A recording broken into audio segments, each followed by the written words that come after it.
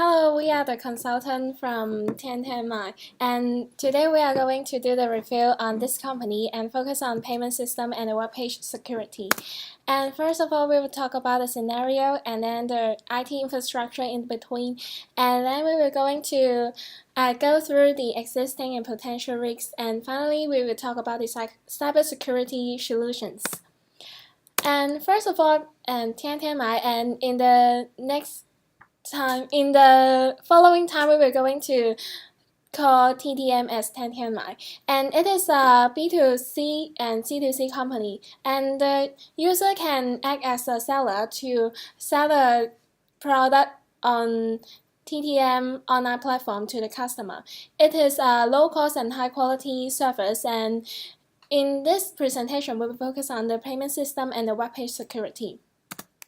In the payment system process, first of all, the user will register in TTM, and then he or she will link its account into their local bank account, and then they need to shop in the TTM, and they will pay with the TTM account, and then the seller will deliver the products to them, and when they receive the delivery, they need to log in and transfer the money to the seller. And the potential problem in this process is that because in TTM the top management do not get used to the security planning, so the process and the security system is lack of the security planning, and moreover it has the complicated payment process, so it will have the potential problem or risk that the sensitive information will be leaked and the account will be hacked. So next we would like to talk about required IT infrastructure for you. So this is the overall database landscape for TTM. So from end user to back-end database. First, users use their devices or mobile phones to use different web applications of TTM on the internet. As long as users can validate the identity by entering correct username and password, they could get access to back-end database, conducting various activities. So for registration application, it opens for new customers to apply TTM account by using their personal ID number. And for searching web application, it opens for public to browse different products and online shops. So next we would like to focus on IT infrastructure for e-payment application. So for payment system, customers first they need to go to the local bank, assign TTM as online payment service provider, and then they go back and log into the devices, and then they could link their bank account with TTM account by verifying the identity and set private PIN for making transactions. So it requires network between TTM and banks. TTM and bank will share the same data of customer, including customer's identity card number, name, and bank account number for verification. And also, customers are required to enter their private PIN before transactions, like transferring money or making payments. So here is a short video to show how the e-payment system works.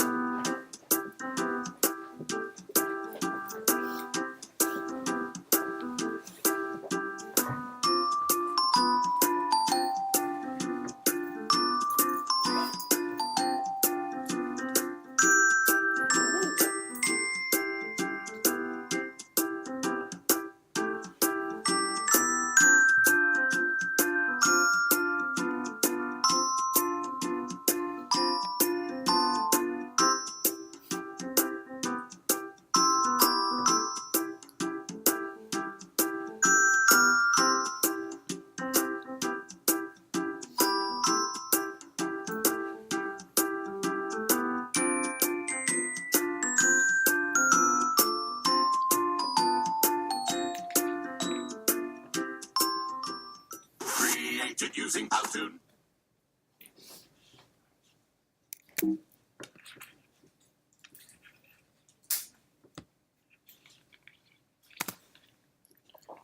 So now we'll talk about the potential risks or threats that will threaten the payment system database of 1010mi.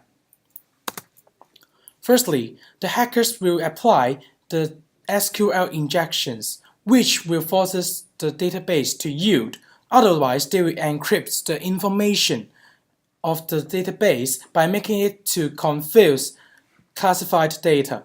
For example, amount of money, debit account number, which attackers can mess up with existing data. Also, rather than messing up with the current data, some of the hackers may want to use the data and lock them and then threaten them. One of the new type of SQL injections is the ransomware. It is a malicious software that uses cryptography. It is transferred and hidden in a worm usually. This cryptography involves both public key, which can be seen by the victims, and the private key that is created by the attacker, which is the only way to undo or to decrypt the content. Once the attacker has successfully hacked it, the content and the data in the payment database will be locked by the corresponding public key. The payment system and the data cannot be accessed by the staff of the 1010mi. And in this way, 1010mi, in order to decrypt or to get back any data, the attackers will mostly require 1010mi to pay them using the Bitcoin cryptocurrency, or 1010mi will face the loss of data or the disclosure of the customer information, and that will bring the fall of the trust of our customers. Secondly, hackers will also use the sniffer attacks, which they can gain access on the personal information from the sites. They will design a device that monitors data traveling on over our payment site networks and capture the information of the customers.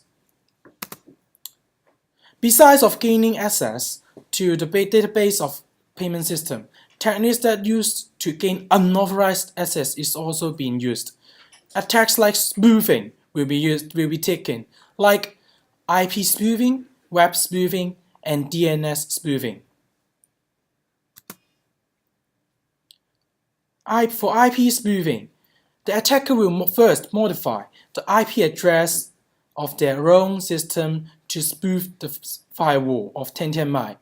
Then the firewall of 1010mi will allow the package to get in, mistaking it as a legitimate traffic. In this way, the attacker with the spoof IP address will sneak in and to the internet of 1010mi and wreak havoc. IP address can also mask our payment site, that it will max out the resource capacity, making our server downtime and causing the payment site's network flooding. Okay, so let's move on to the web spoofing attack. It is a man-in-the-middle attack which persuades customers and sellers visiting a real payment site. Under normal conditions, they will create contains a similar URL to the customers, trying to convincing them inputs their username and password, which they can steal the personal information from this kind of fact from the customers. And thirdly, let's talk about the DNS spoofing. It is a fake entry to the DNS server. It accesses buyers to fake TTM website, which applies the DNS cache poisoning. For the DNS cache poisoning, by injecting a forged DNS entry to the DNS server, hackers is available to fake buyers and sellers visiting the real site and getting their personal information. It also can spread viruses, Trojan horses, and worms in the payment site. Additionally, some hackers may take pleasure through destroying and damaging instead of stealing personal information. Some of them will apply the attack like the Smurf attack the sign flood, and the ping of death. First of all, let's talk about the Smurf attack. It is a DDoS, the distributed denial of services attack. Firstly, it generates the fake echo request by the use of spoofed Internet Control Message Protocol. And then it transmits the request to all hosts of the network. And then as the Smurf attack consists of the amplification factor, which it takes place, and ICMP responses forward. And this act will flood the host with the ICMP and making it flooded with so many ICMP that cannot function. And then let's move on to the sign flood attack. The attackers send several incorrect ACK cookies, but not sending the correct AC cookie back to the server, which makes the server to send SYN AZK response to a spoof source address with as the SYN AC code is not correct, which makes it flooded with the SYN responses, and the server will be unavailable to connect to any customers and sellers. And lastly, the ping of death. It is an IP packet fragmentation techniques. It processes of breaking up a single internet protocol datagram into multiple packets of smaller size, as some of the computers are not available to read such a number of packets with such a large size, which most of the computer system cannot cope with this IP packets, and making it break down again.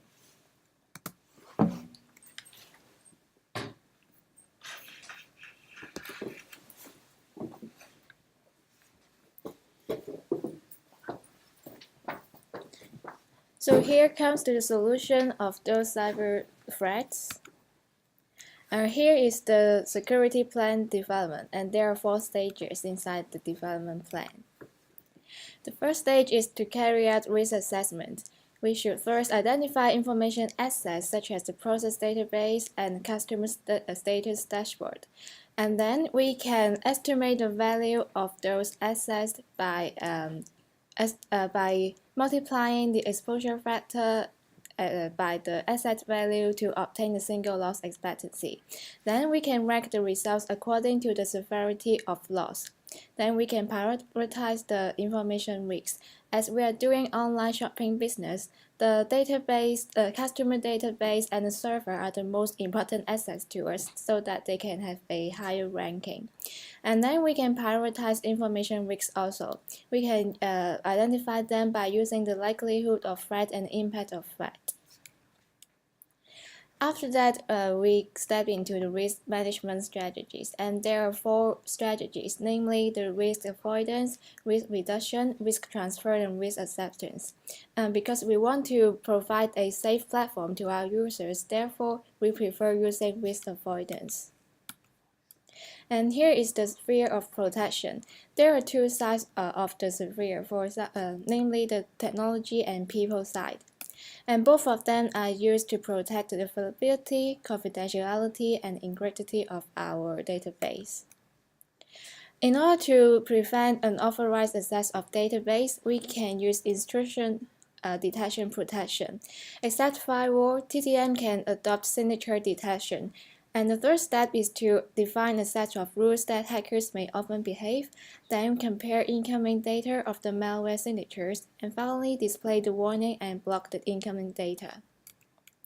Also, we can use honeypot to prevent unauthorized access of our web page. Honeypot can redirect the unauthorized users to other fake page, and we can observe hackers' behavior in between.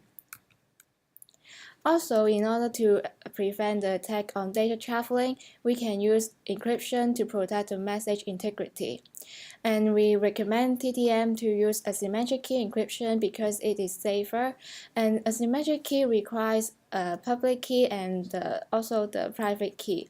And it can reduce key distribution vulnerability. In order to prevent the database attack or the URWA, we should identify the permission for data management, and access control is very important.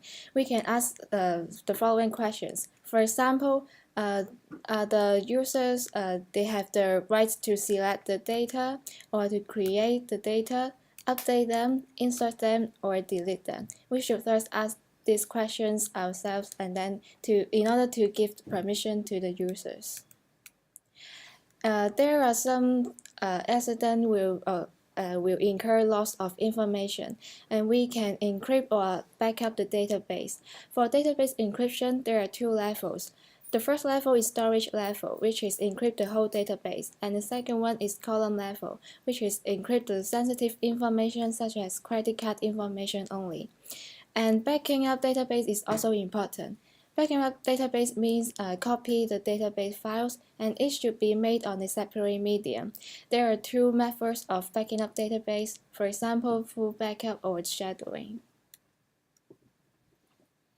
Other than the technology control, TDM can also put the control on people and training and educate them. And it can provide a security education, training, and awareness program to reduce the accidental security breaches and to reduce the number of potential human errors. By this education and training, it can provide them a detailed information and in-house training for employees on how to handle and prevent the basic security issue. It can help them to learn to provide the information that how they can react when the incident and the risks come. Also, it can provide them a security awareness to remind and emphasize the employee the importance of information security and the consequence of not protecting it. Other than the program that I mentioned before, the Tiantianmai can also draft the security planning and to plan how the company can react during the problem exists, and including the incident response plan. When the company senses there are potential risks and problems, they can identify, classify, and respond to an accident to prepare before the incident comes. And moreover, it can draft the disaster recovery plan. It can prepare for the disaster and to recover from the disaster, and it can resolve the system after the disaster occurs. And lastly, the Tiantianmai can also draft the business continuity plan because the business needs always come first. So it can select the continuity strategy to keep the business continuing. And other than the stages that we mentioned before, the TDM should always perform the security audit at the last stage. The manager should review the access log routinely and to evaluating the effectiveness of security policy. The security development plan should be a repeating process that to modify the procedure to improve the security level, that to make sure all the security planning and the risks are mitigated. And this is the end of our presentation. Thank you.